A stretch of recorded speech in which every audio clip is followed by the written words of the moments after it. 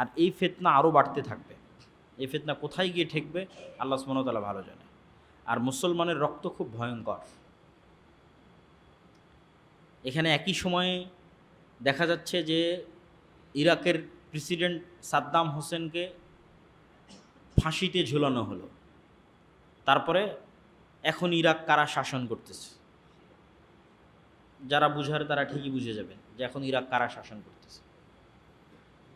আফগানিস্তানের সাথে কি করা হলো, এবং ইরান এবং ইসরায়েলের যে সীমিত দ্বন্দ্ব, এটাতে আসলে কে ফায়দা পাচ্ছে, কারা উপকার নিচ্ছে, কারা ক্ষতিগ্রস্ত হচ্ছে, এগুলো আসলে অনেক প্রশ্ন। এগুলো ডিটেলস এবং ডাইরেক্ট অ্যান্সার দেওয়া যে কোনো সময় আমরা এই উত্তরগুলো দিতে গিয়ে ভুল করতে পারি। তো আল্লাহ সুবহানাহু ওয়া তাআলা আমাদেরকে সব বিষয়ে কথা বলতে হবে, সব বিষয়ে মন্তব্য করতে হবে, আমি সবই জানি এরকম চিন্তা চেতনা এবং এরকম মন মানসিকতা থেকে বেরিয়ে আসার তৌফিক দান করুক। আমাদের সালাফরা অসংখ্য প্রশ্নের উত্তরে বলতেন যে না, আমি এই প্রশ্নের উত্তর জানি না। একটা হচ্ছে ফিজিক্যালি আমি মারা গেছি, সেটার মানদণ্ড কি? হার্ট চলছে না চলছে না, পালস আছে না নাই। আর একটা হচ্ছে আমি মেন্টালি মারা গেছি, যাদেরকে আল্লাহ বলেছেন খাতামাল্লাহু আলা কুলুবিহিম, এরা মৃত, মারা গেছে কিন্তু জীবিত আছে। জীবিত আছে কি? ফিজিক্যাল, শারীরিকভাবে জীবিত আছে, কিন্তু ওর রূহ, ওর কাল্ব মারা গেছে। তো মানুষের কাল্ব জীবিত আছে না মারা গেছে, শারীরিক জীবিত মৃত যেমন পালস দিয়ে বোঝা যাচ্ছে, হার্টের চলা দিয়ে বোঝা যাচ্ছে, তো আল্লাহর দৃষ্টিতে যেটা হেদায়েতের জীবিত থাকা মৃত থাকা, যেটা হৃদয়ের সুস্থতা এবং অসুস্থতা, ওইটার মানদণ্ড হচ্ছে নূর। অন্তরে নূর আছে, জীবিত আছে। অন্তরে নূর নাই, মরে গেছে।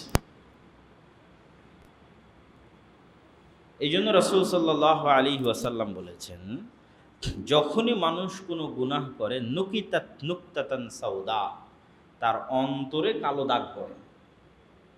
যদি তওবা করে কালো দাগ মিটে যায়, অন্তর সাদা ধবধবে, স্বচ্ছ কাচের মতো, স্বচ্ছ পানির মতো।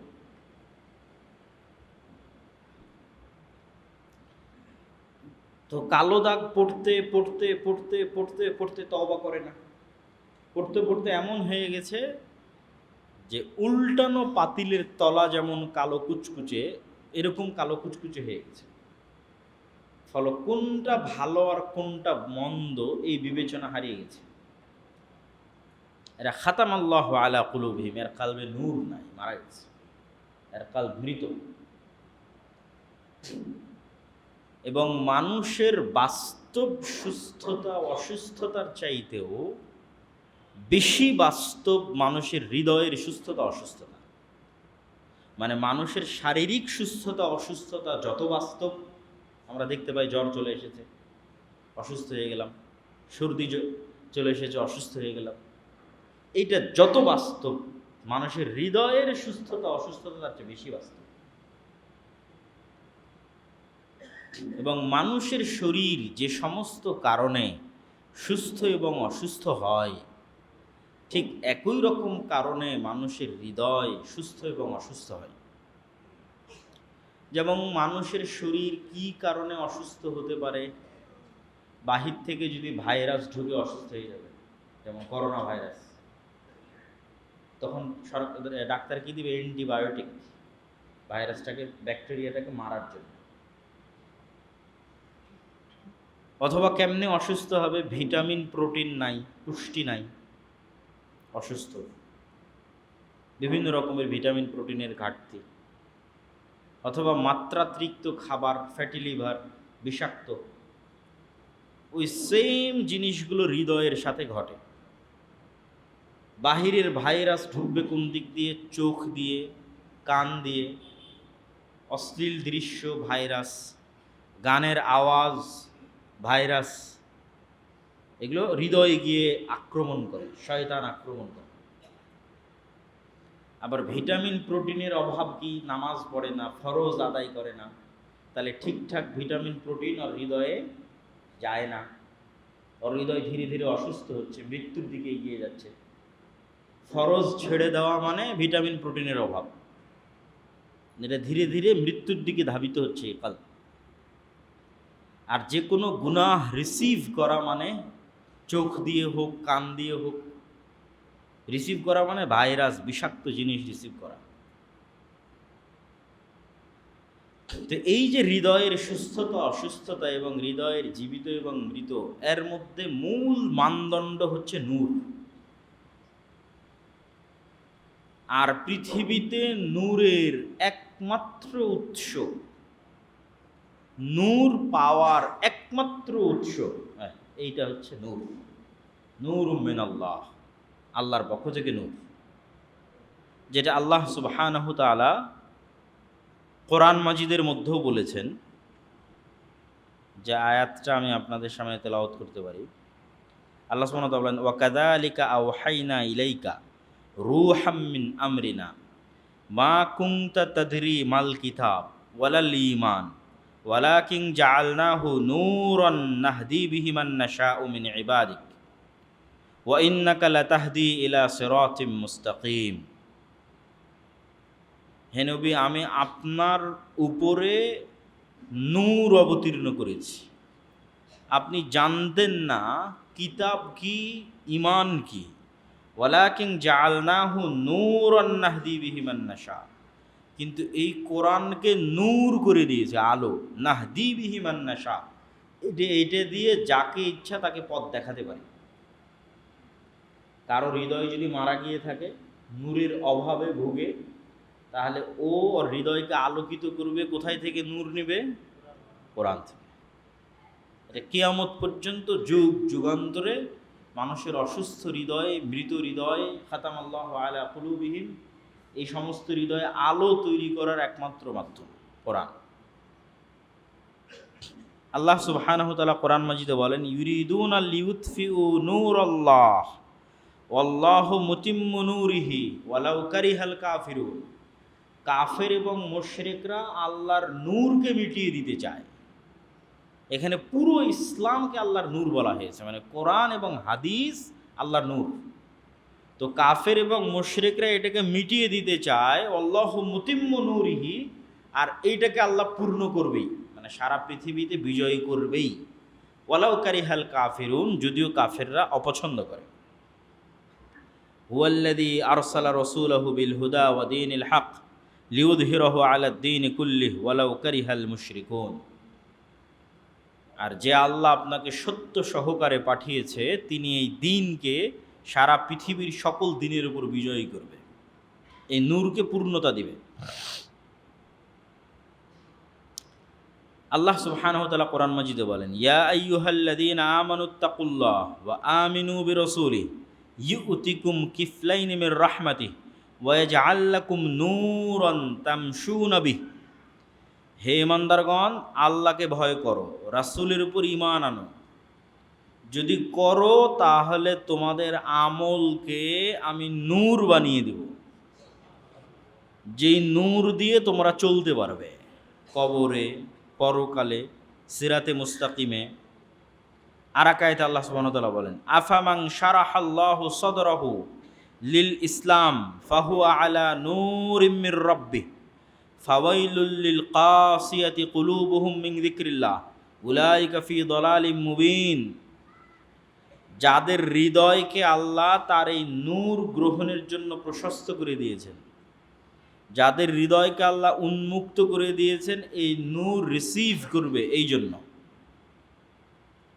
আর যাদের অন্তর কঠোর হয়ে গেছে পাথরের মতো, এই নূর রিসিভ করতে পারে না, বুঝতে পারে না, অনুভব করতে পারে না, তারা পথভ্রষ্ট। আর এক আয়াতে আল্লাহ সুবহানাহু ওয়া তাআলা বলেছেন, আওয়ামান কানা মাইতান ফাআহইয়াইনাহু ওয়া জাআলনা লাহু নূরান ইয়ামশি বিহি ফিন্নাস কামা মাসালুহু ফিদ্দুলুমাত লাইসা বিখারিজিম মিনহা। মানুষের কাছে যখন নূর থাকে না, তখন তার হৃদয় মৃত, আর ওই মৃত হৃদয়কে জীবিত করি, ওয়া জাআলনা লাহু নূরান ইয়ামশি বিহি ফিন্নাস, আর এই মৃত হৃদয়কে জীবিত করি কোরআনের নূর দিয়ে, যেটা দিয়ে মানুষ পথ চলতে পারে। এবং মানুষের প্রত্যেকটা নেক আমল নূর তৈরি করে। আল্লাহ সুবহানাহু ওয়া তাআলা বলেন, ইলাইহি ইয়াসআদুল কালিমুত তাইয়্যিব ওয়াল আমালুস সালিহ ইয়ারফাউহু। আল্লাহর নিকটে প্রত্যেকটা নেক আমল, প্রত্যেকটা সৎ বাক্য উঠতে থাকে, আর নূর ছাড়া উপরে ওঠা সম্ভব নয়। প্রত্যেক আমল জীবন্ত, তার নিজস্ব আকৃতি আছে, যে আকৃতিতে সে আমল ধরা দিবে, ফেরত আসবে। যেমন সূরা বাকারা এবং সূরা আলে ইমরান মেঘমালার আকৃতিতে কিয়ামতের মাঠে আসবে। প্রত্যেকটা আমল জীবন্ত এবং নূর তৈরি করে উপরে উঠতে থাকে যদি আমল কবুল হয়। যেমন কিছুক্ষণ আগে উজুর কথা বলেছি, আল্লাহু নূরুস সামাওয়াতি ওয়াল আরদ মাসালু নূরিহি কামিশকাতিন ফিহা মিসবাহ। আসমান এবং জমিন আলোকিত আল্লাহর চেহারার নূরে। আল্লাহ সুবহানাহু তাআলার চেহারা যে নূর দিয়ে ঢাকা আছে, যেই পর্দা দিয়ে ঢাকা আছে, ওই পর্দার নাম নূর। আর আসমান, জমিন, সূর্য, নক্ষত্র, গ্রহরাজি, মহাবিশ্ব, সকল জায়গার যে আলো, এই আলো আল্লাহ সুবহানাহু তাআলার চেহারার নূরের প্রভাবের আলো। যেটা আল্লাহর চেহারার পর্দা, সেই পর্দা যে নূর, তার প্রভাব। আল্লাহু নূরুস সামাওয়াতি ওয়াল আরদ। কিয়ামতের মাঠে যে নূর দেখা যাবে আমলের, ওয়াল্লাযীনা আমানু মাআহু নূরুহুম ইয়াসআ বাইনা আইদিহিম ওয়া বিআইমানিহিম। যারা আল্লাহর উপর ঈমান আনয়ন করেছে, এদের নূর কিয়ামতের মাঠে এদের ডানে বামে ছুটে বেড়াবে। ইয়াকুলুনা রাব্বানা আতমিম লানা নূরানা। তারা বলবে, আল্লাহ আমাদের নূরকে আরো বাড়িয়ে দেন, আরো পূর্ণ করে দেন। ইয়াউমা তারাল মুমিনিনা ওয়াল মুমিনাত। কিয়ামতের দিন আপনি মুমিন এবং মুমিনাদের দেখবেন, ইয়াসআ নূরুহুম বাইনা আইদিহিম ওয়া বিআইমানিহিম। তাদের আমলের নূর তাদের ডানে বামে ছুটে বেড়াচ্ছে, তাদের আশপাশকে আলোকিত করছে। আল্লাহু ওয়ালিয়ুল্লাযীনা আমানু ইখরিজুহুম মিনাদ-দুলুমাতি ইলান-নূর। সবই অন্ধকার, এই অন্ধকার থেকে আল্লাহ আলোতে নিয়ে এসেছেন। আলোই হেদায়েত, নূরই হেদায়েত। সেই নূরের আলোতে নিয়ে এসেছেন আল্লাহ সুবহানাহু তাআলা তার দয়ায়। আর যারা ওই আলোতে আসতে পারেনি, কোরআনের এই হেদায়েতের নূর গ্রহণ করতে পারেনি, এরা অন্ধকারের মধ্যে আছে। নূর অদৃশ্য, কিন্তু নূর বাস্তব। নূর অদৃশ্য হওয়ার পরেও কেন বাস্তব? নূর মানে কিন্তু এই আলো নয় যে আলো আমরা চোখে দেখি, লাইটের আলো, সূর্যের আলো, এই আলো নয়। নূর এক ভিন্ন আলো, যা চোখে দেখা যায় না, বিশেষ আলো, কিন্তু বাস্তব, সত্যি ফিজিক্যালি বাস্তবিকভাবে ঘটে, তৈরি হয়। এটা বোঝানোর জন্য কয়েকটা উদাহরণ না দিলে বোঝা যাবে না। যেমন আলোরও এমন কিছু ধরন আছে যে ধরনগুলো আমরা চোখে দেখি না। যখন এখান থেকে রিমোটটা দিয়ে আমি এসিটা বন্ধ করলাম, তখন রিমোটে এসি কেমনে বন্ধ হলো? রিমোট থেকে একটা আলো বের হয়ে গিয়ে এসিতে লেগেছে, আলোর সাথে আলোর মাধ্যমে কানেক্টেড হয়েছে, না হলে ওই এসি বন্ধ হওয়া সম্ভব নয়। কোনো না কোনোভাবে তো কানেকশান আছে। ওই কানেকশানটা লাইট, আলো। ওই আলোটা আমরা দেখি না, কিন্তু মেশিনে ধরা যায়। ওইটাকে ইংরেজিতে বলে ইনফ্রারেড লাইট, ইনফ্রারেড রে। ঠিক আমরা যখন এক্স-রে করতে যাই অথবা এমআরআই করি, ওই জায়গাগুলোতেও এক প্রকারের, আলট্রাসাউন্ডও করি, এক প্রকারের আলো ইউজ হয়, যে আলো চোখে দেখা যায় না। তাহলে আলোর মধ্যে এমন ধরন আছে যে আলোকে আমরা চোখে দেখি না, অথচ আমরা কাজে লাগাচ্ছি। এই যে ক্যামেরাগুলোতে রেকর্ড হচ্ছে, আমরা মোবাইলে কথা বলতেছি, এই যে ডাটা ট্রান্সফার, এটা পুরোটাই আলোর টেকনোলজির উপর দাঁড়িয়ে আছে। আলোর যে তরঙ্গ, ওয়েভ, ওইটার মধ্যে দিয়ে ডাটা ট্রান্সফার হচ্ছে। আমার ছবি, ভিডিও চলে যাচ্ছে, আমার কথাও চলে যাচ্ছে। এই জন্য আলোর গতিতে যাচ্ছে, এই জন্য আলোর খুব গতিশীল। এই জন্য আমি বলা মাত্রই বলতেছি এখন, অথচ এই আওয়াজটা কি আমেরিকাতে বাজতেছে, যে লাইভ দেখতেছে আমেরিকায় বসে, আমেরিকায় বাজতেছে না এই আওয়াজ? এটা গেল কীভাবে? ওই আলোর মধ্যে দিয়ে ডাটা ট্রান্সফার হয়ে গেছে, লাইটের মধ্যে দিয়ে। এটা আল্লাহ যেই দিন পৃথিবী সৃষ্টি করেছে ওই দিন থেকেই হয়, মানুষ জানতো না, মানুষ এটা বের করতে পারেনি। কোরআনে তো এর চেয়ে ব্যতিক্রম ঘটনার কথা আছে। আমরা তো এখন ডাটা ট্রান্সফার করতেছি, বস্তু না। মানে এখনকার বিজ্ঞান যেটার উপর দাঁড়িয়ে আছে সেটা কি? ডাটা ট্রান্সফার, আওয়াজ, সাউন্ড, ভিডিও, পিকচার ট্রান্সফার। কিন্তু বস্তু এটা এখন ইনস্ট্যান্ট এখান থেকে আমেরিকা চলে যাবে, এরকম কোনো টেকনোলজি আছে? নাই।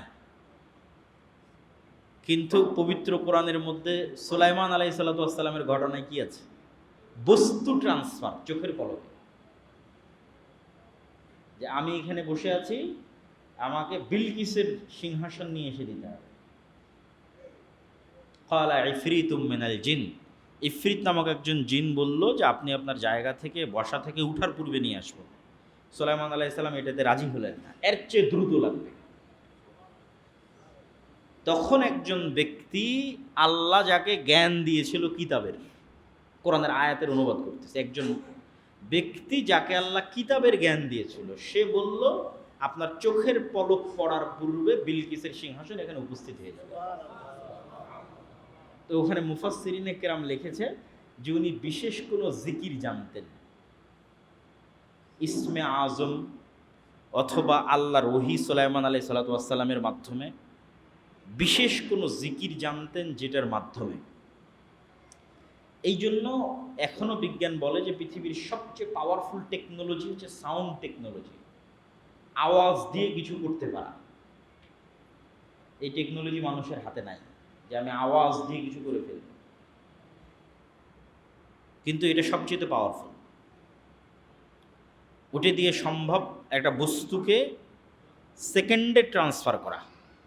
তা আজ থেকে 100 বছর আগে মানুষের কাছে ডাটা ট্রান্সফার করা অসম্ভব ছিল, এখন তো হচ্ছে, সেকেন্ডে চলে যাচ্ছে। কিন্তু কোরআনে তার চেয়েও আগের অতি আজীব এবং আশ্চর্যজনক ঘটনা বর্ণনা করা আছে, যে মানুষ তার জ্ঞান দিয়ে বিলকিসের সিংহাসনকে ট্রান্সফার করেছে সেকেন্ডে। তো সাউন্ড টেকনোলজির সাথে কানেক্টেড রেখে একটা কথা বলে আবার সামনের দিকে আগাই, যে আওয়াজ সবচেয়ে পাওয়ারফুল, এটা সত্য। এই জন্য আওয়াজ সবচেয়ে পাওয়ারফুল যে সবাই যে কমন জিনিসটা বুঝে সেটা হচ্ছে আওয়াজ। এই মাইকও যেটা বুঝে সেটা আওয়াজ, এই কাঠের চেয়ারও যেটা বুঝে সেটা আওয়াজ, এই দেওয়ালও যেটা বুঝে সেটা আওয়াজ। ইসাব্বিহু লিল্লাহি মা ফিস সামাওয়াতি ওয়া মা ফিল আরদ, আসমান জমিন আর তার মধ্যে যা কিছু আছে সব আল্লাহর তাসবিহ পাঠ করতেছে। প্রত্যেকের তাসবিহ পাঠের আওয়াজ আছে, নিজস্ব আওয়াজ আছে, এবং প্রত্যেকেই নিজ নিজ সালাত জানে এবং নিজ নিজ তাসবিহ এবং জিকির জানে। তো আল্লাহ সুবহানাহু তাআলার যে সেন্ট্রাল কমান্ড, এইটাও আওয়াজ ভিত্তিক। আল্লাহ সুবহানাহু তাআলা যখন কোনো কিছু করতে চান, কুন ফায়াকুন, হও হয়ে যাও, হও বললেই হয়ে যায়। এবং আল্লাহ সুবহানাহু তাআলার নিজের কথা এবং নিজের আওয়াজ সবচেয়ে পাওয়ারফুল। এই জন্য উম্মতে মুহাম্মাদির মুআজিজা, যেটা আল্লাহ সুবহানাহু তাআলা করেছে, পার্মানেন্ট মুআজিজা, যেটা নবীর জীবিত থাকা এবং মৃত হওয়ার সাথে সম্পৃক্ত নয়। মুসা আলাইহিস সালাম চলে গেছে, মুসা আলাইহিস সালামের লাঠিও চলে গেছে। ঈসা আলাইহিস সালাম চলে গেছে, আকাশে উঠে গেছে, ঈসা আলাইহিস সালাম হাত দিলে মৃত জীবিত হয়ে যাবে, ওটাও আর নাই। কিন্তু মুহাম্মদ সাল্লাল্লাহু আলাইহি ওয়াসাল্লাম চলে গেলেও পবিত্র কোরআন আছে। আর পবিত্র কোরআন কালামুল্লাহ, আল্লাহর কথা, আর আল্লাহর কথার আওয়াজ আছে, সাউত। এই জন্য কোরআন সবচেয়ে পাওয়ারফুল, শক্তিশালী। এবং আল্লাহ সুবহানাহু ওয়া তাআলার জিকির সবচেয়ে পাওয়ারফুল এবং শক্তিশালী। তো আমরা যে জায়গায় ছিলাম, যেখান থেকে এই জায়গায় আসলাম, যে এমনও লাইট আছে যেই লাইট আমরা চোখে দেখি না, এতটুকু তো আমরা বুঝেছি। তাহলে ওখান থেকে এটার উপর ঈমান নিয়ে আসা আমাদের জন্য কঠিন কিছু নয়। আজকের যুগে আজকের যুগে আমরা এমন লাইটের ব্যবহার করছি যা চোখে দেখি না, সেই যুগে বসে আমার জন্য এটা ঈমান যদি না আনতে পারি, তাহলে আমার যে বোকা কেউ নয় যে এমনও আলো পৃথিবীতে আছে যার নাম নূর, যেটা আমি চোখে দেখি না। কিন্তু ওই আলোর অস্তিত্বের প্রমাণ কোথায়? ওই আলো অন্য প্রাণী দেখে, আল্লাহর অন্য সৃষ্টি জীব দেখে। গায়েবের অনেক কিছুই আল্লাহ সুবহানাহু তাআলা তার অন্য সৃষ্টিজীবের মাধ্যমে প্রকাশ করে দিয়েছে। যেমন কবরের আযাব গায়েব, মানুষ আর জিন শুনতে পায় না, কিন্তু রাসূল সাল্লাল্লাহু আলাইহি ওয়াসাল্লাম বলছে সব সৃষ্টিজীব শুনতে পায়, বাকি সকল সৃষ্টিজীব শুনতে পায়। তাহলে ওইটা আমার কাছে গায়েব, কিন্তু ওরা তো শুনতে পাচ্ছে, ওদের কাছে গায়েব না। ঠিক তেমনি রাসূল সাল্লাল্লাহু আলাইহি ওয়াসাল্লাম বলছে, যখন তোমরা শোনো মোরগ ডাক দেয়, তখন মোরগ ফেরেশতাকে দেখে। ফেরেশতা কিসের তৈরি? নূরের তৈরি। তাহলে মোরগ কি দেখে? নূর দেখে। মোরগ কি দেখে? নূর দেখে।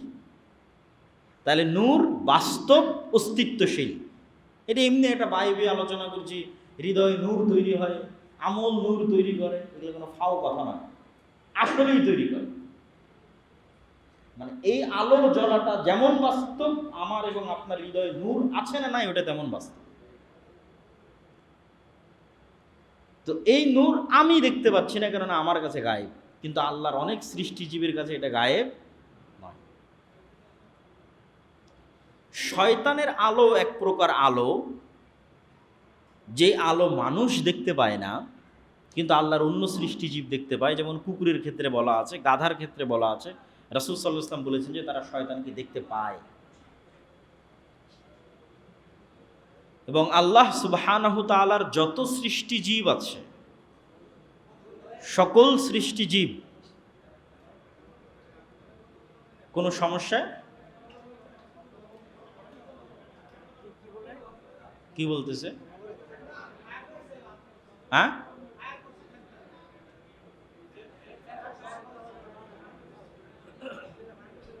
জি।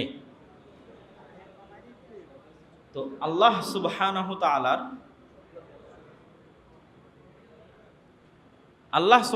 তাআলার যত সৃষ্টিজীব আছে, এই সৃষ্টিজীবগুলোর মাধ্যমে আল্লাহ সুবহানাহু তাআলা গায়েবের অনেক বিষয়কে প্রকাশ করে দিয়েছে। যেমন আমাদের বারজাখী জীবন কেমন হবে, মৃত্যু পরবর্তী জীবন কেমন হবে, তার আলামত পৃথিবীতেই আছে। প্রত্যেক দিন রাতে যখন আমি ঘুমাই, তখন বারজাখী জগতের একটা অংশ আস্বাদন করি, একটা লেভেল দুনিয়াতে থাকতে অনুভব করি যে মরার পরের জগৎটা কেমন হতে পারে। সেটা যে আমার ঘুমন্ত অবস্থা। এই জন্য বলি আল্লাহুম্মা বিইসমিকা আমুতু, আল্লাহ তোমার নামে মারা যাচ্ছে। আরবিতে কিন্তু ঘুমানোর আর একটা আরবি আছে, আনাম, ওটা ব্যবহার করা হয়। ডাইরেক্ট মরার কথা বলা আছে, আল্লাহ মরে যাচ্ছে, আর তোমার নামে পরের দিন সকালবেলা ঘুম থেকে জাগবো, আস্তাইকিজু না আহিয়া, মরা থেকে জীবিত হব। এবং ঘুমের মধ্যে রূহ কবজ করার কথা কোরআন মাজিদে আছে। যাদের রূহ আল্লাহ চাই ফেরত দিয়ে দেয়, আর কারো রূহ আল্লাহ পার্মানেন্টলি রেখে নেয়, ও পার্মানেন্টলি মারা যায়। তাহলে দুনিয়াতে থেকে বারজাখী জীবনের স্বাদ আস্বাদন করার একটা উদাহরণ আমরাই প্রতিনিয়ত উপভোগ করতেছি। আল্লাহর সৃষ্টিজীবের মধ্যেও এরকম উদাহরণ আছে। শুঁয়ো পোকা নামে এক প্রকারের পোকা আছে, এ তার শুরুর জীবনে গাছের পাতা খায়, এবং গাছের পাতা খেয়ে খেয়ে খেয়ে খেয়ে মাসখানেক জীবনযাপন করে। এটা সম্পূর্ণ ডিফারেন্ট স্টাইলের লাইফ সে লিড করে। তারপরে 1 মাস 1.5 মাস 2 মাস হওয়ার পর ও নিজের চারিপাশে একটা আবরণ তৈরি করে, ওর মধ্যে মরে যায়। ওর মধ্যে মরে যাওয়ার 1 মাস 1.5 মাস পর প্রজাপতি হয়ে আকাশে উড়ে। তাহলে ওর হিসেবে তারপরে মৃত অবস্থায় 1 মাস, তারপরে প্রজাপতি হিসেবে আকাশে উঠতেছে। তো এই জন্য মানুষের বারজাখী জীবন কবর পরবর্তী, মৃত্যু পরবর্তী জীবন অস্বাভাবিক নয়। হ্যাঁ, বারজাখি জীবনে মানুষের রুহের কোয়ালিটি অনুযায়ী থাকার এবং খাওয়ার ব্যবস্থাপনা, জীবনযাপনের ব্যবস্থাপনা ভিন্ন হবে। যেমন যে সমস্ত রূহ আল্লাহর রাস্তায় শহীদ হয়ে গেছে, এদের কোয়ালিটি কি হবে? এরা পাখি হিসেবে জান্নাতে উড়বে। ওদের বারজাখি জগতে জীবনযাপনের ধরন এদের চাইতেও আপার কোয়ালিটির কিছু রূহ আল্লাহ সুবহানাহু ওয়া তাআলার আরশে লাইট, আলো হিসেবে ঝুলন্ত থাকবে। এদের চাইতেও আপার কোয়ালিটির রূহ হচ্ছে নবীদের রূহ, যারা দুনিয়াতে যেই মানের লাইভ জীবনযাপন করত, বারজাখে ওই মানেরই লাইভ জীবনযাপন করে। মুসা আলাইহিস সালাম তো মরে গেছে, কিন্তু মুহাম্মদ সাল্লাল্লাহু আলাইহি ওয়াসাল্লামের সাথে সাক্ষাৎ হয়েছে না, কথা হয়েছে না বারজাখি জগতে, দুনিয়াতে নাই কিন্তু। তাহলে ওনার জীবন যাপনের যে ধরন, ওটা কাছাকাছি হুবহু দুনিয়ার মতো। আর স্বাভাবিক যাদের রূহ, যদি কল্যাণকর বান্দা হয় তাহলে ইল্লিয়িন, আর যদি অকল্যাণকর বান্দা হয় তাহলে সিজ্জিন। আর এই সকল রূহ কিয়ামতের পরবর্তীতে পুনরুত্থান হবে।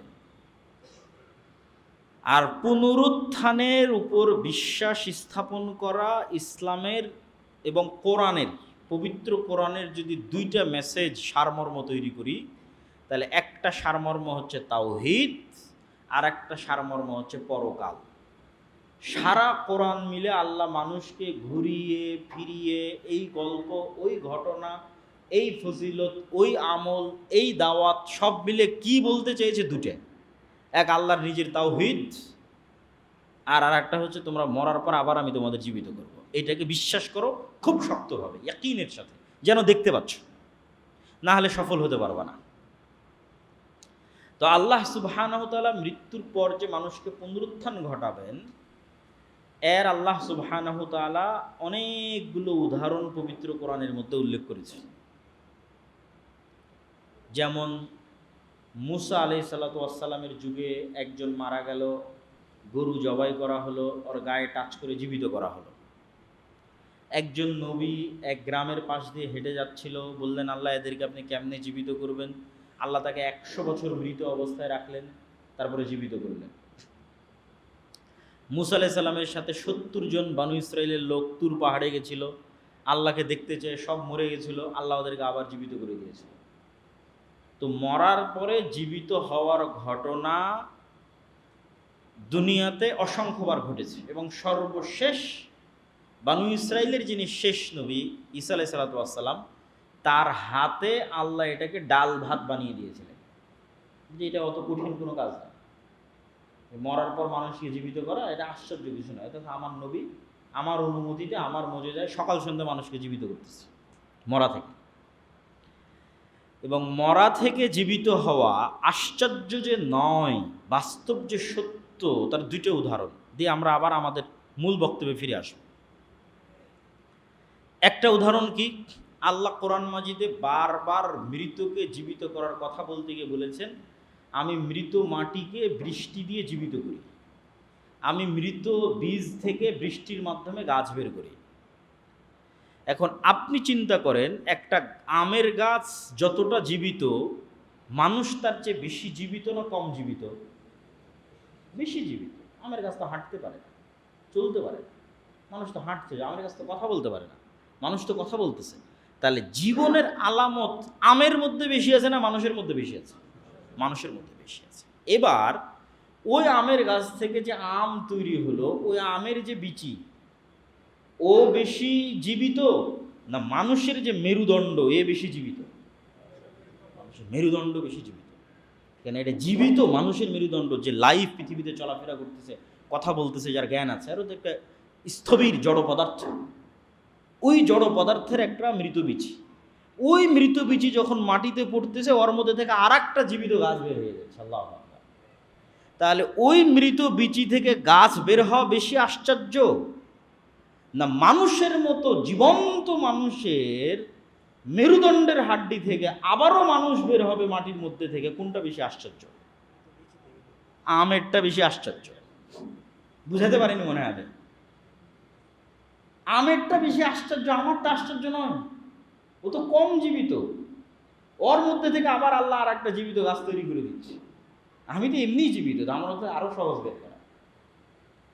এই জন্য আল্লাহ ওই উদাহরণ বারবার দেয়। আর আল্লাহর জন্য আরো কেন সহজ মানুষকে মাটি থেকে তৈরি করা?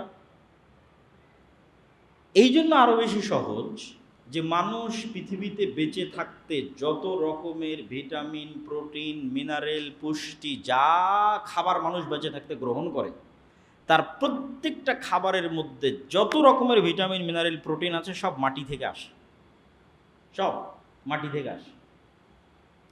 এখন আমার ম্যাগনেসিয়াম দরকার, তো ম্যাগনেসিয়াম আসলে মাটির মধ্যে আছে, কিন্তু ডাইরেক্ট নিতে পারবো না। তো ওখানে কলার গাছ লাগানো হয়েছে, তারপরে ওখান থেকে কলা হয়েছে, ওই কলার মধ্যে ম্যাগনেসিয়াম মাটি থেকে নিয়েছে কলা, ওই কলা আমি খাচ্ছি, আমার শরীরে ম্যাগনেসিয়াম ঢুকতেছে। তাহলে আমার শরীরের মধ্যে ম্যাগনেসিয়াম ঢোকার কারণে যদি আমার শরীরে কোষ তৈরি হয়, তাহলে ওই ম্যাগনেসিয়াম তো মাটির মধ্যেই আছে, ওখানে কেন কোষ তৈরি হবে না?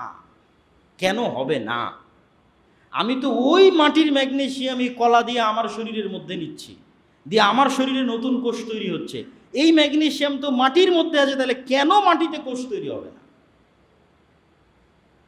মানুষের পুরো শরীরটাই মাটি থেকে নেওয়া ভিটামিন, প্রোটিন, মিনারেল, ম্যাগনেসিয়াম দিয়ে তৈরি। তাহলে আরো বেশি কোষ তৈরি হবে মাটিতে, মানে মাটির মধ্যে থেকে তরতর তরতর করে মানুষ বের হয়ে উঠবে। ওর মধ্যে সব আছে, ওখান থেকে নিয়ে আমি বেঁচে আছি।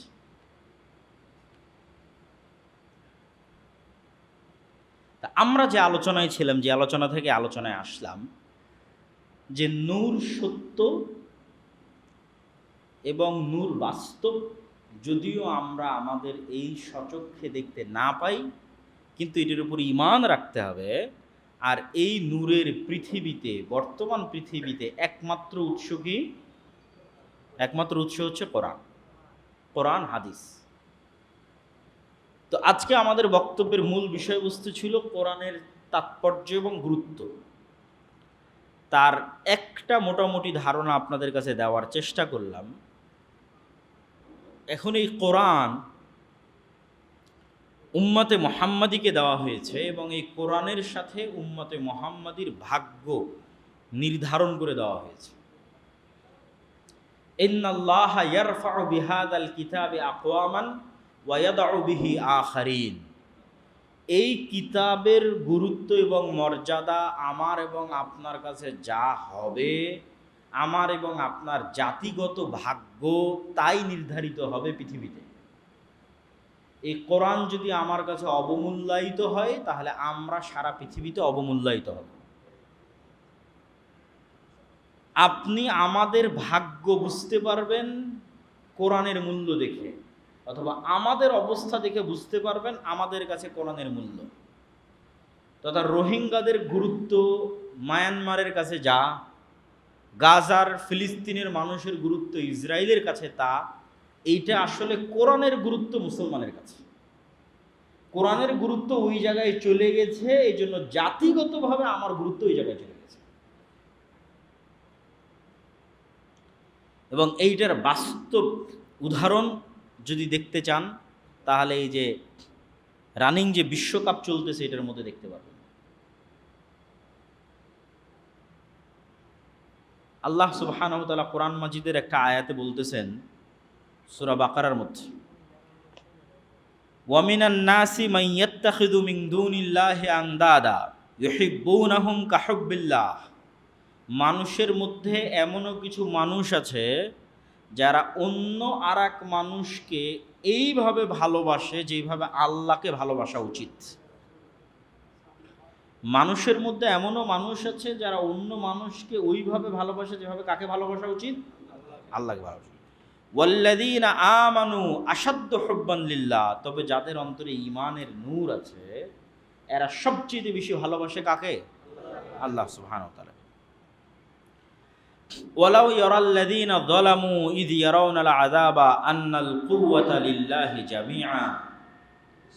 আওয়াজ বেশি হয়ে গেল ভাই। তো এখানে কষ্ট হবে তো শুনতে।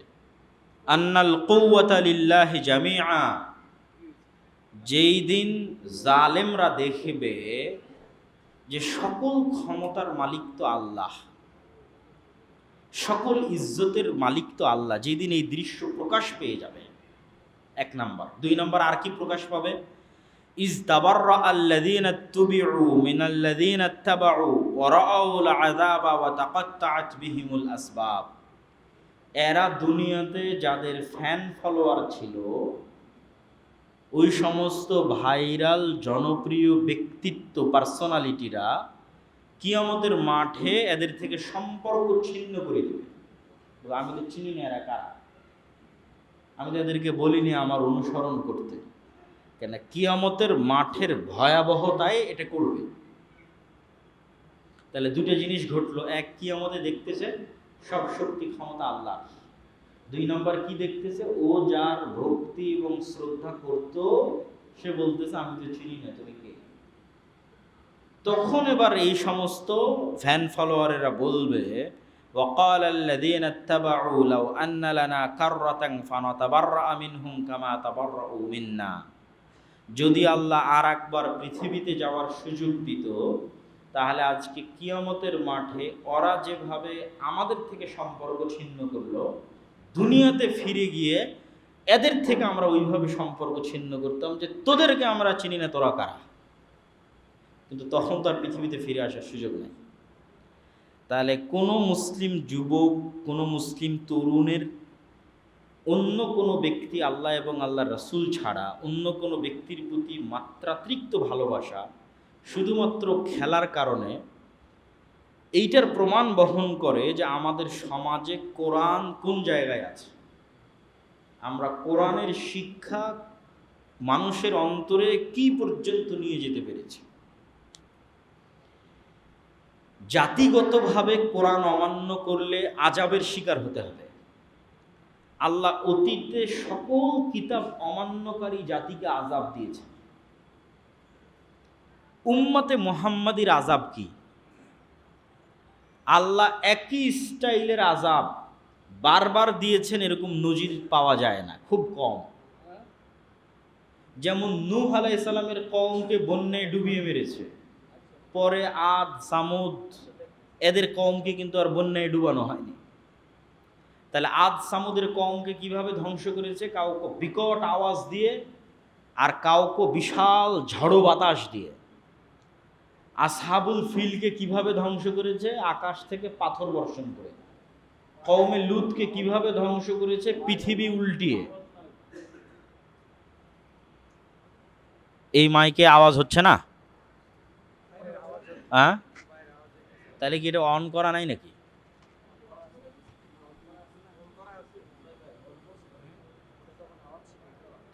আচ্ছা, তো তাহলে উম্মতে মুহাম্মাদের আযাব কি? বন্যা? উম্মতে মুহাম্মাদের আযাব কি? শহর উল্টে যাওয়া, ভূমিধস, ভূমিকম্প? না, উম্মতে মুহাম্মাদির আযাবের ধরন ভিন্ন। সেটা কি? সেটা যে উম্মতে মুহাম্মাদির উপর ভিন্ন জাতিকে চাপিয়ে দেওয়া হবে। ফিলিস্তিনে, মায়ানমারে, বাংলাদেশেও ঘটতে পারে, বাগদাদে হালাকুখা চেঙ্গিস খানের সময় ঘটেছিল, স্পেনে ঘটেছে। ভিন্ন জাতি ওদের উপর শাসক হয়ে যাবে এবং ওদেরকে কুচুকাটা করবে। এইটা হলো উম্মতে মুহাম্মাদির কোরআন পরিত্যাগ করার শাস্তি, জাতিগত আযাব।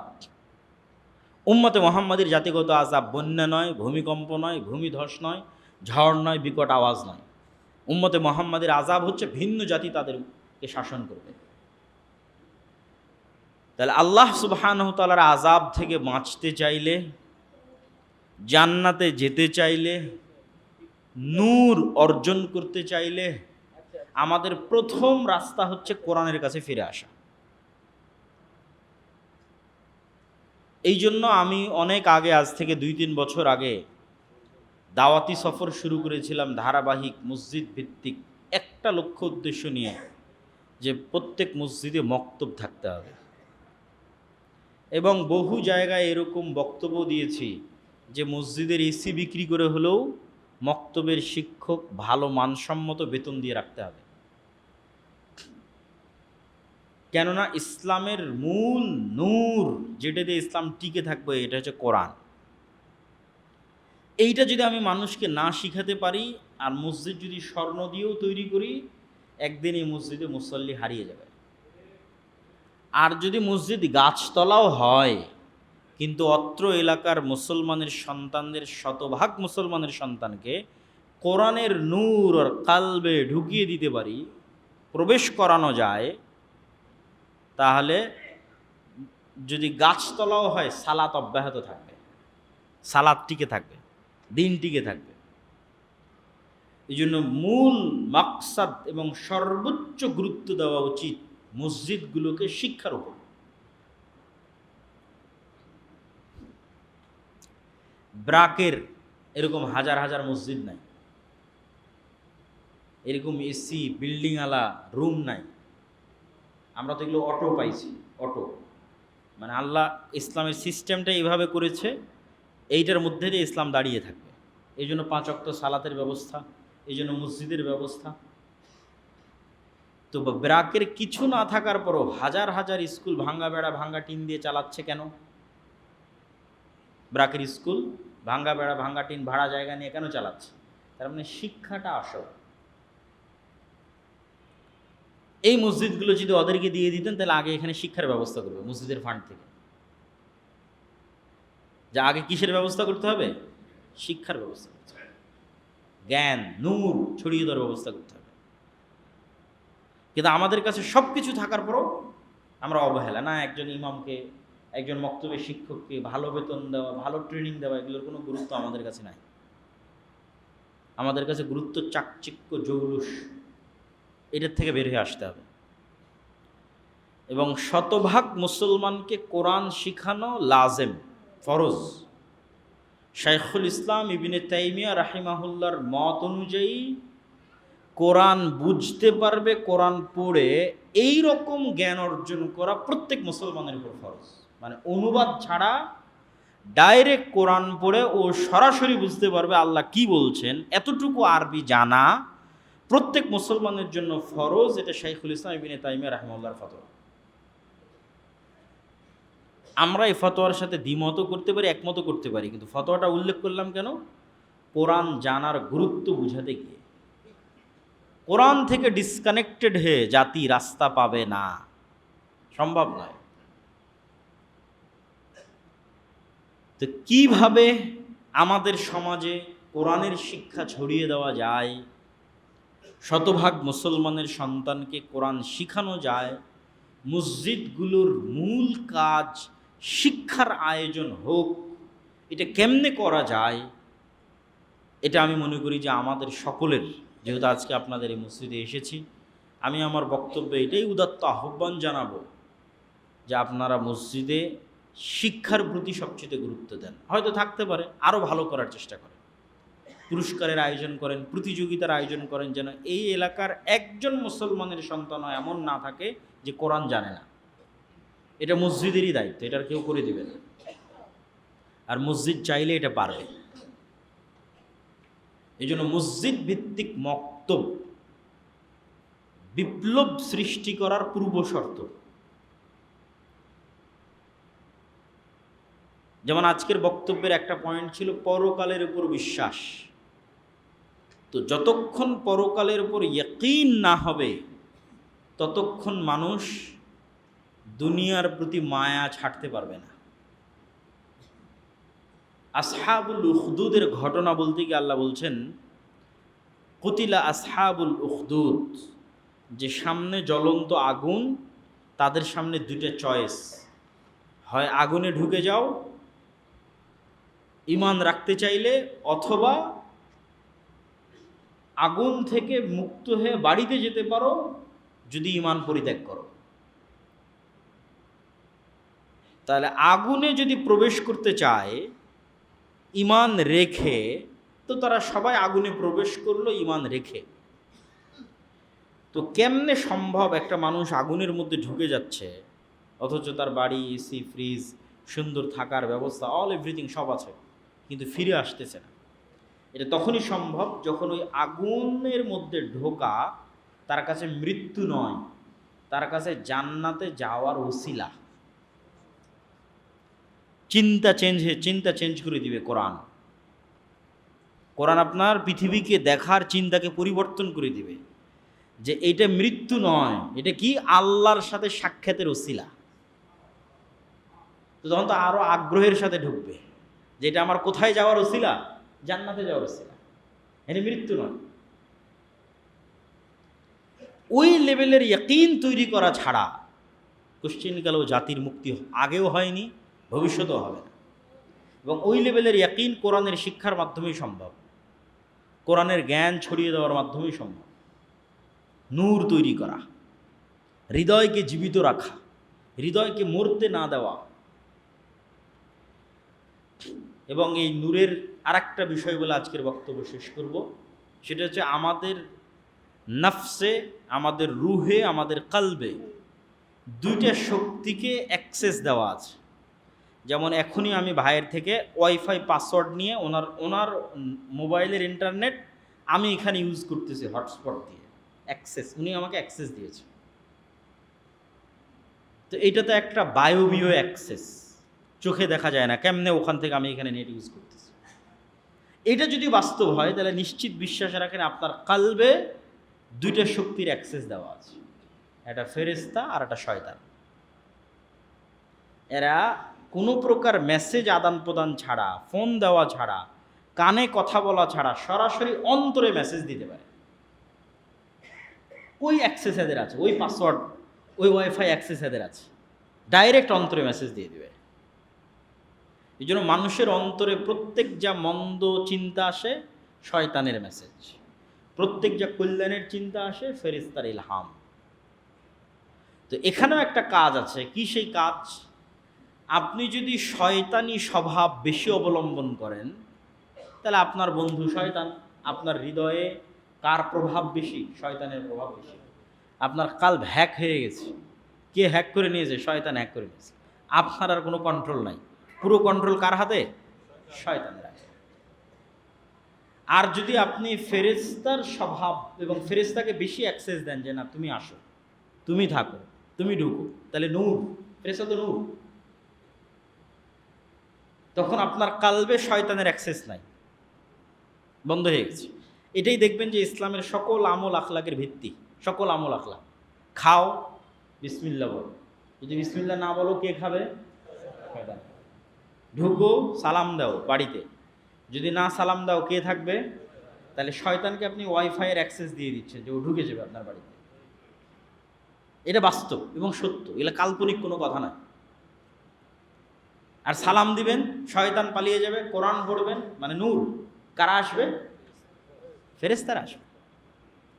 এক সাহাবী কোরআন তেলাওয়াত করতেছিল, আর ঘোড়া লাফাচ্ছে, আকাশে মেঘ জমা হয়েছে, পড়া থামিয়ে দিয়েছে। 3 বার এরকম ঘটনা ঘটার পর পরের দিন সকালে আল্লাহ নবী বললেন এই ঘটনা, বলছে তুমি যদি সকাল পর্যন্ত পড়তে থাকতে ফেরেশতাকে দেখেই নিতে।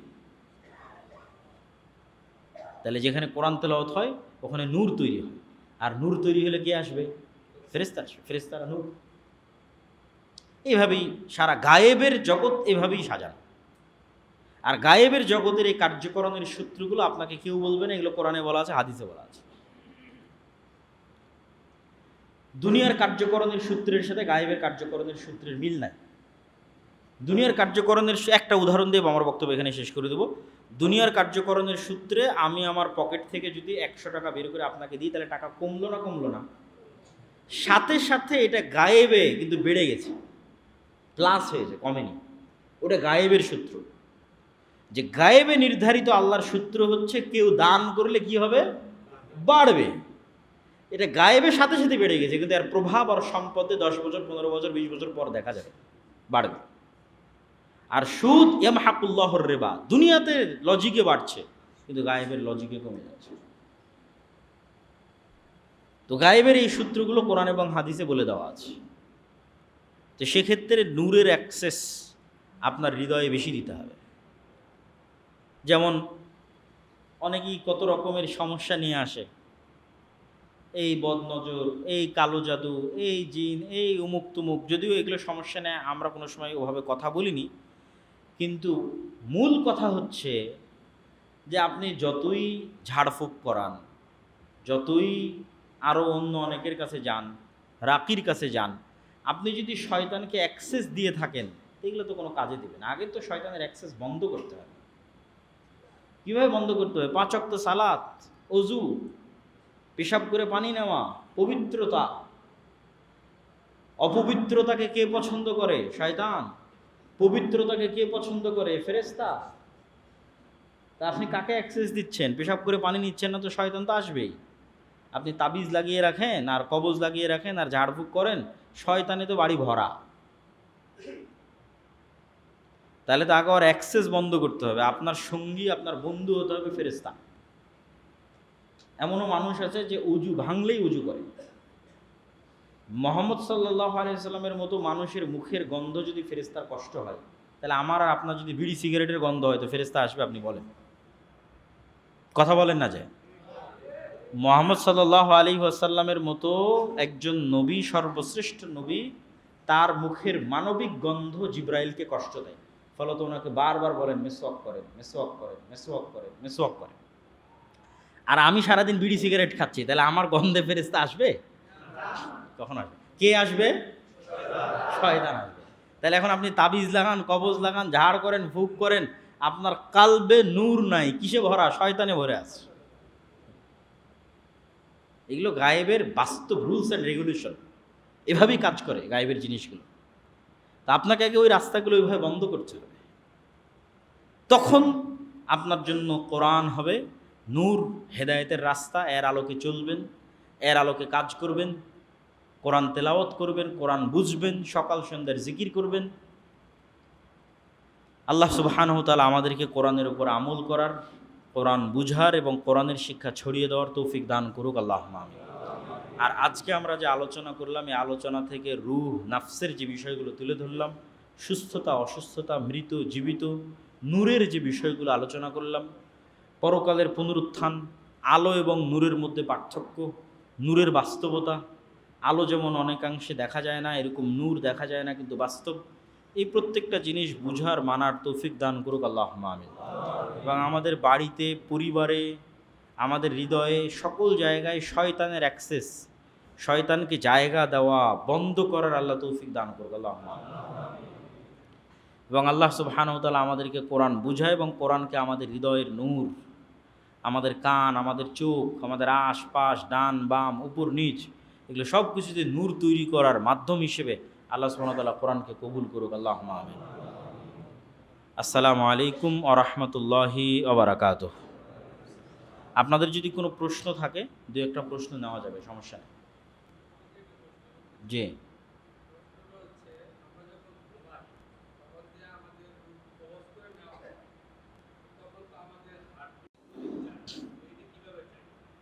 সুন্দর প্রশ্ন। তার আগে একটা জিনিস বলি, মক্তবের বিষয়টা বলেছি, আর একটা বলি মাসিক আল ইতিসাম। আমি নিয়মিত মাসিক আল ইতিসামে 3টে লেখা লিখি, একটা সম্পাদকীয়, একটা মিন্নাতুল বারি, আর একটা কোরআনের ধারাবাহিক ব্যাখ্যামূলক সারমর্ম লেখা। তো মাসিক আল ইতিসাম নিয়মিত যদি আপনাদের মসজিদে আসে, তাহলে এটা আপনাদের সাথে আমাদের যোগাযোগ এবং সম্পর্ক এবং দাওয়াত তৈরিতে আরও পরবর্তীতে ভূমিকা রাখবে ইনশাআল্লাহ। আপনি যেটা বললেন যে আল্লাহ সুবহানাহু ওয়া তাআলা মানুষকে ঘুমের সময় রূহ কবজ করে নেয়, প্রথমে বুঝতে হবে রূহের কাজ কি। আমার হার্ট চলতেছে, আমার রক্ত সঞ্চালন হচ্ছে, কিন্তু মানুষের যেটা নিজের আত্মপরিচয়, মানুষের যেটা অনুভূতি, মানুষ দেখে, মানুষ শোনে, মানুষ স্বাদ নেয়, জিহ্বাতে স্বাদ নেয়, কানে শুনে, ভালোবাসে, রাগ করে, হিংসা করে, এই যে মানুষের নিজস্ব আত্মপরিচয়, আমি যে আব্দুল্লাহ, আমার সাথে যে আমার স্মৃতিগুলো রিলেটেড আছে, কানেক্টেড আছে, এগুলো সব রূহের সাথে সম্পৃক্ত। মনে করেন আপনি কোনো এক সময় বিজ্ঞানের উন্নতির যুগে গিয়ে আমার পুরো মেধা কপি পেস্ট করে আর একটা রোবটকে দিয়ে দিয়েছেন, দিয়ে আমার মেধা অনুযায়ী রোবট কাজ করতেছে, কিন্তু ওই রোবটের মধ্যে আমার রূহ না থাকার কারণে আমার যে অনুভূতি, আমার যে ভালোবাসা, আমার যে স্মৃতি, এইটা ও কোনোদিন অর্জন করতে পারবে না। তাহলে এই জিনিসগুলো মূলত রুহের সাথে কানেক্টেড। আর বাকি যে জিনিসগুলো স্বাভাবিক শরীরের কার্যক্রম রুহের সাথে কানেক্টেড নয়। ফলত যতক্ষণ আমি জেগে আছি ততক্ষণ আসলে রুহ দিয়ে কাজ করতেছি, দেখতেছি। এটা আসলে মূলত দেখার যে অনুভূতিটা, এটা রুহ দিয়ে কাজ হচ্ছে। শ্রবণের যে অনুভূতিটা, এটা রুহ দিয়ে কাজ হচ্ছে। যখন আমি ঘুমাই তখন এগুলো সব বন্ধ হয়ে যায়, মানে আমার রুহের যেগুলো মৌলিক কাজ সেগুলো সব বন্ধ হয়ে গেছে। আমার শরীর ফিজিক্যালি চলতে পারে, কিন্তু রুহ দিয়ে আমি যে মৌলিক কাজগুলো করি, দেখা, শোনা, অনুভূতি, চিন্তা, এগুলো সব বন্ধ হয়ে গেছে। তো ওইটা সম্পূর্ণরূপে মৃত নয়, আল্লাহ সুবহানাহু ওয়া তাআলা ভালো জানেন। কিন্তু একটা লেভেল পর্যন্ত আল্লাহ রুহকে নিয়ে নেন এবং রুহের সাথে শরীরের একটা ন্যূনতম সম্পর্ক বজায় থাকে।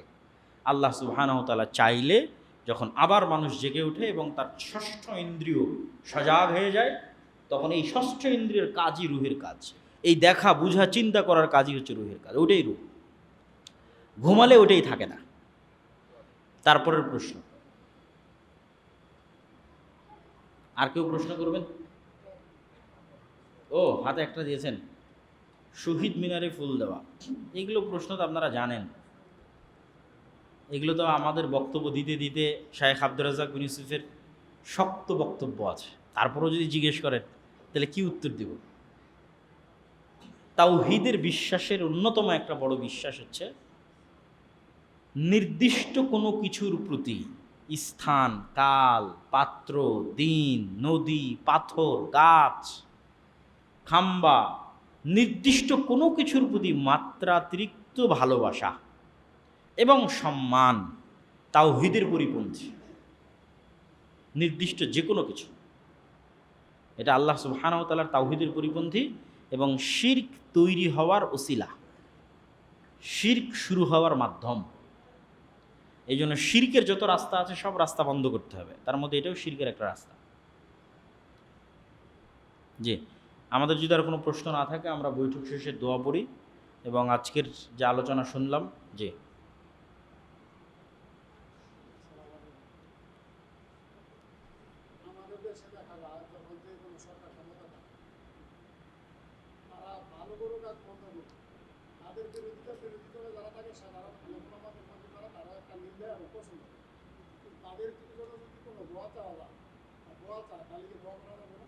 কি দোয়া চাইতে পারে?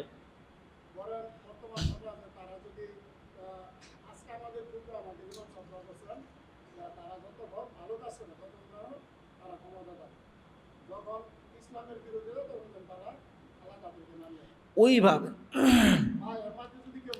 না না না, আমি বলি, দোয়ার ভাষাটা ওইভাবে না। দোয়ার ভাষাটা হবে এরকম যে আল্লাহুম্মা ওয়াফফিক উলাতা আমরিল মুসলিমিন লিমা তুহিব্বু ওয়া তারদা। ভাষাটা ওইভাবে না, ভাষাটা এইভাবে, তবে হে আল্লাহ, মুসলমানদের যারা দায়িত্বশীল তাদেরকে ওই কাজ করার তৌফিক দেন যেই কাজ আপনি ভালোবাসেন, যেই কাজ আপনি পছন্দ করেন। দোয়াটা হবে এটা। দোয়াটা এটা নয় যে ও হ্যাঁ ওর ক্ষমতা আল্লাহ এতদিন রাখুক, অমুক দিন। এটা ক্ষমতায় যেই আসুক তার জন্য দোয়া কী হবে, তাকে যেন আল্লাহ ওই কাজ করার তৌফিক দেয় যে কাজে ইসলাম, মুসলমান এবং আল্লাহর সন্তুষ্টি আছে। আর ওই কাজ থেকে যেন আল্লাহ তাকে বেঁচে থাকার তৌফিক দেয় যে কাজে ইসলাম, মুসলমান এবং আল্লাহর সন্তুষ্টি আছে। এই দোয়াটা করা যায় এবং এই দোয়া করা উচিত। সেটা সবার জন্য, সকল দেশের সকল মুসলিম শাসকের জন্য এই দোয়া করা যাবে। জি,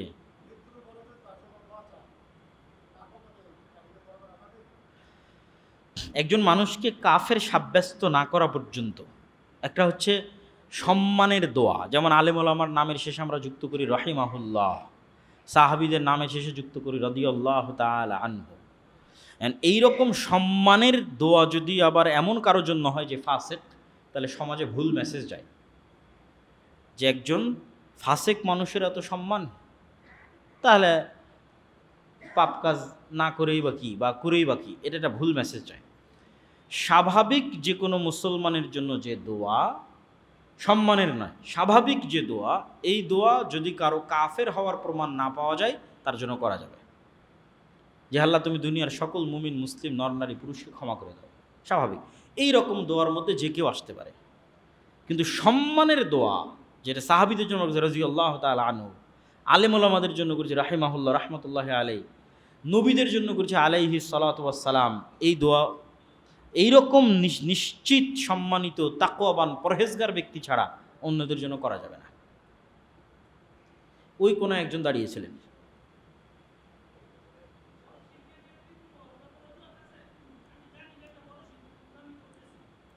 কিসের ক্ষেত্রে? হ্যাঁ, বড় শিরকের ক্ষেত্রে কি আছে?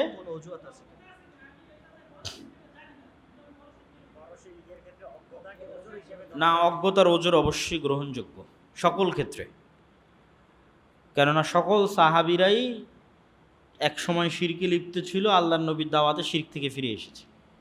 শিরকের গুনাহ ক্ষমার অযোগ্য, এটা দুনিয়াতে নয়, পরকালে।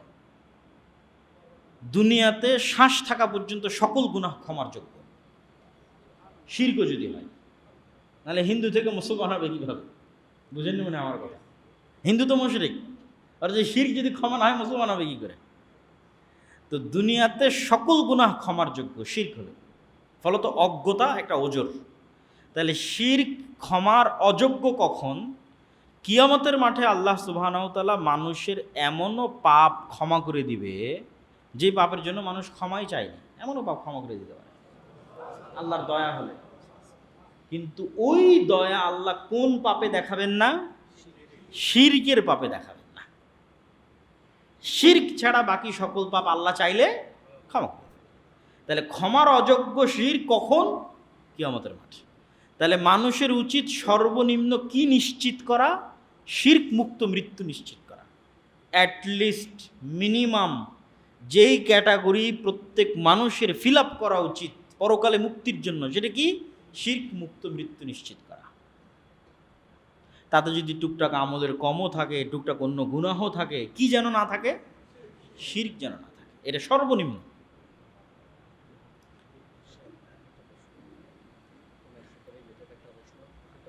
আচ্ছা, আবার পোশাক পরিধান করি, আমি চুল রাখি, এটার মানে অ্যাকচুয়ালি নীতিটা কি? অনেকে দেখা যায় চুল বড় বড় রাখে, রাইখা বলতেছে এটা নাকি নবীর সুন্নাত। তো মানে এটা আর কি নবী সাল্লাল্লাহু আলাইহি ওয়াসাল্লাম যে কাজগুলো, সব কাজই কি সুন্নাহ হিসেবে গণ্য হয়? প্রথম কথা হচ্ছে যে কোনো মানুষের প্রতি ভালোবাসার আলামত হচ্ছে মানুষ যাকে যত বেশি ভালোবাসবে তাকে হুবহু তত অনুসরণ করতে চাইবে, যেটা এখন মেসির ফলোয়ারদের দেখলে বোঝা যায়, বা আরও যারা অন্য প্লেয়ার আছে তাদের ফলোয়ারদের দেখলে বোঝা যায় যে সে ওই গেঞ্জি পরতে চায়, ওই স্টাইলে চুল রাখতে চায়, কেন? ওটা ভালোবাসা। তাহলে এখন আমি দাবি করতেছি আমি মোহাম্মদ সাল্লাল্লাহু আলাইহি ওয়াসাল্লামকে ভালোবাসি, কিন্তু মোহাম্মদ সাল্লাল্লাহু আলাইহি ওয়াসাল্লামের মুখে দাঁড়িয়ে আছে তো আমার মুখে দাড়ি নাই, তাহলে ভালোবাসায় কি আছে? ঘাটতি আছে, কমতি আছে। এইটা হলো প্রথম মূল সেন্স, যে আমরা হুবহু রাসূল সাল্লাল্লাহু আলাইহি ওয়াসাল্লামের তার লাইফ স্টাইল, তার জীবনযাপন, তার খাওয়া, তার থাকা যত বেশি অনুকরণ করা যায় এটা ভালো। এখন একটা মাত্রা আছে যে যেটা করাই লাগবে, সেটা হচ্ছে ফরজ। আর একটা মাত্রা আছে যেটা না করলে কোনো গুনাহ নাই। সেগুলোর মধ্যে অনেকে, যেমন মাথায় হয়তো টুপি দিয়েছি, এটা যদি কেউ না দেয় তাহলে গুনাহ নাই। আমরা হয়তো পাঞ্জাবি পরেছি, কেউ হয়তো জুব্বা পরেছে, জুব্বা যদি কেউ না পরে গুনাহ নাই। সর্বনিম্ন কি রক্ষা করতে হবে? সতর, ঢিলে ঢালা পোশাক, সতর ঢাকা থাকতে হবে, সেটা এখন যে পোশাক দিয়েই হোক। তো এই যেরকম কিছু জিনিস আছে যেগুলোর ক্ষেত্রে কি নাই? গুনাহ নাই। কিন্তু কারো ভালোবাসার সর্বোচ্চ মাত্রার আলামত হিসেবে, মানদণ্ড হিসেবে নির্ধারিত হবে সে কত বেশি আল্লাহ রাসূলকে অনুসরণ করতে পারছে। দিনে রাতে 12 রাকাত সুন্নাত সালাত কেউ যদি না আদায় করে গুনাহ নাই। রাতের তাহাজ্জুদের সালাত কেউ যদি না আদায় করে গুনাহ নাই। সকাল সন্ধ্যার জিকির কেউ যদি না করে গুনাহ নাই। উঠতে ফিরতে যত জিকির আছে, মসজিদে ঢুকতে, মসজিদে বের হতে, টয়লেটে প্রবেশ হতে, টয়লেট থেকে বের হতে, গাড়িতে উঠতে, বাড়িতে ঢুকতে, গেলে একটার সাথেও না করলে যে গুনাহ হবে, কবিরা গুনাহ, এরকম না। কিন্তু এগুলো প্রত্যেকটা আল্লাহর নবীর সুন্নাহ, লাইফ স্টাইল। তা আমি কত বেশি রাসূল সাল্লাল্লাহু আলাইহি ওয়াসাল্লামকে অনুসরণ করতে পারছি তার এগুলো মানদণ্ড। এবং যে যত বেশি রাসূল সাল্লাল্লাহু আলাইহি ওয়াসাল্লাম অনুসরণ করতে পারবে সে তত বেশি নেকি অর্জন করবে, কিয়ামতের মাঠে তার কাছে থাকবে, জান্নাতে তার কাছে থাকবে ইনশাআল্লাহ। ওই প্রশ্ন যে ওটার সাথে রিলেটেড সেটা নিতে চাচ্ছেন না, কোনটা শুনুন।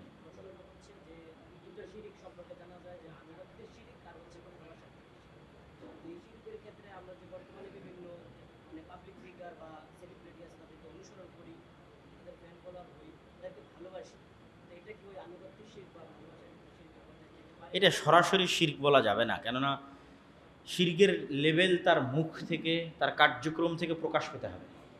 এমনি একজনকে ভালোবাসলো, ভালোবাসে কিছু অনুসরণ করলো, এটাকে আমরা নিন্দা জানাই।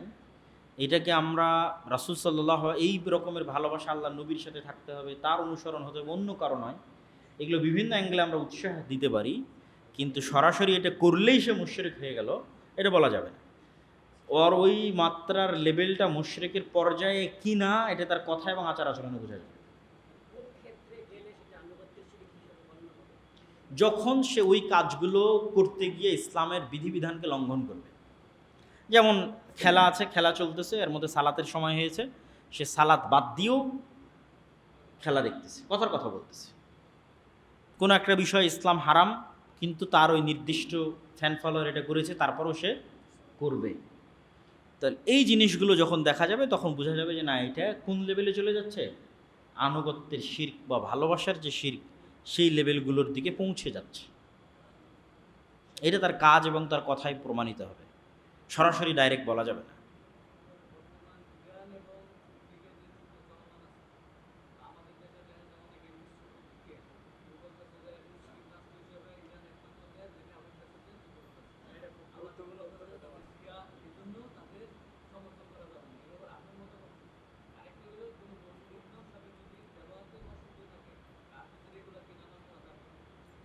তা আপনার যেটা প্রথম প্রশ্ন ছিল, সেটার বিষয়ে আমি বলি যে রাজনীতির বিষয়গুলোতে ডাইরেক্ট হুকুম হাকামের মতো ফতোয়া দেওয়া সম্ভব নয়।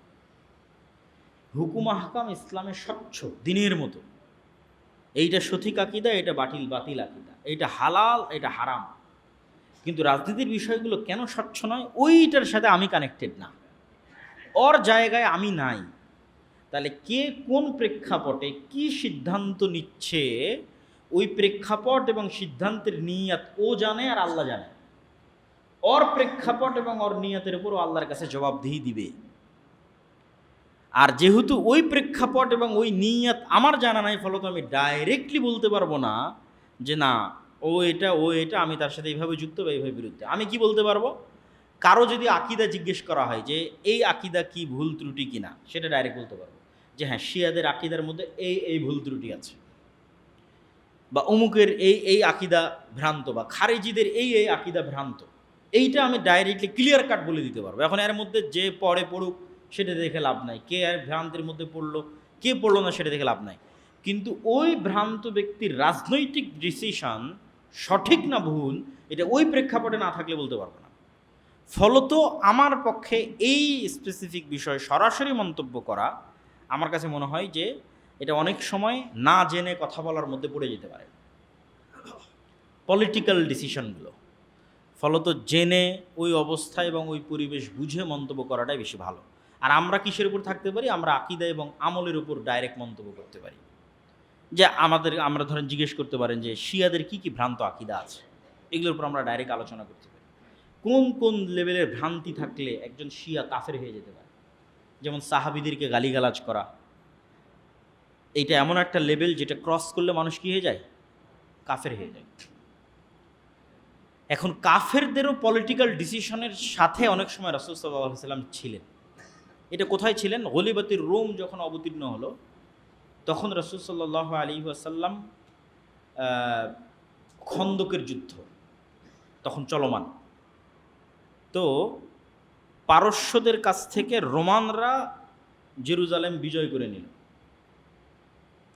তো প্রথম যখন পারস্যরা রোমানদের কাছ থেকে জেরুজালেম নিয়েছিল, তখন মক্কার মুশরিকরা খুশি হয়েছিল, আর রাসূল সাল্লাল্লাহু আলাইহি ওয়াসাল্লাম কষ্ট পেয়েছিলেন। এবং রাসূল সাল্লাল্লাহু আলাইহি ওয়াসাল্লাম ভবিষ্যৎবাণী করেছিলেন যে জেরুজালেম আবারও রোমানরা বিজয় করবে।